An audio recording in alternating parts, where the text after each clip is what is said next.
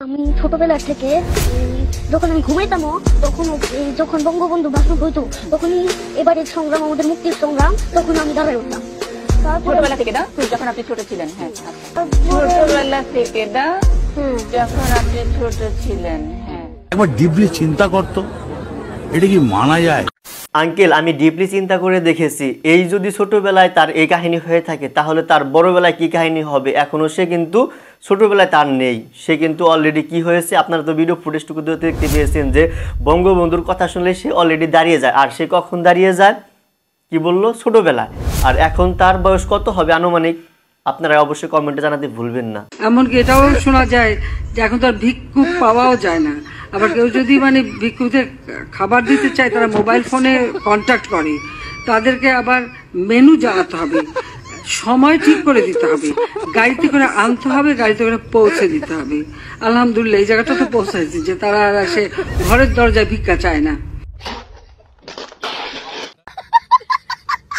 কথা কিন্তু একদম ঠিকই বলেছে, আমাদের এই দেশে এখন ভিক্ষুক খুঁজেই পাওয়া যায় না। মানে সারা বাংলাদেশ ঘুরে ঘুরে পই পই করে ঘুরবেন তবু কিন্তু একটা ভিক্ষুককে আপনারা পাবেন না। আরে ভাই, ভিক্ষুক কোথায় পাবে? আমাদের বাংলাদেশের মানুষই আমরা তো এখন ভিক্ষুকের পথে সবাই অলরেডিতে চলে যাচ্ছি। এখন ভিক্ষুক কোথায় পাবে? আপনারা ভালো করে খুঁজে দেখবেন, ভিক্ষুক কিন্তু নাই।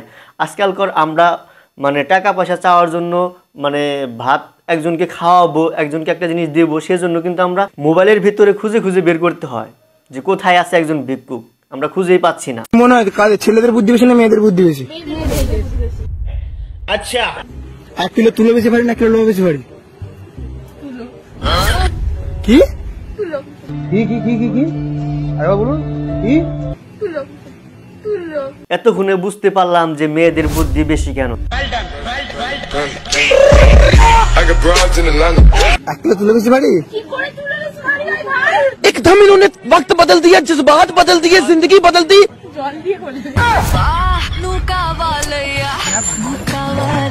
1 কিলো তুলো বেশি না 1 কিলো লোহা বেশি ভারী? ओ भाई मारो मुझे मारो।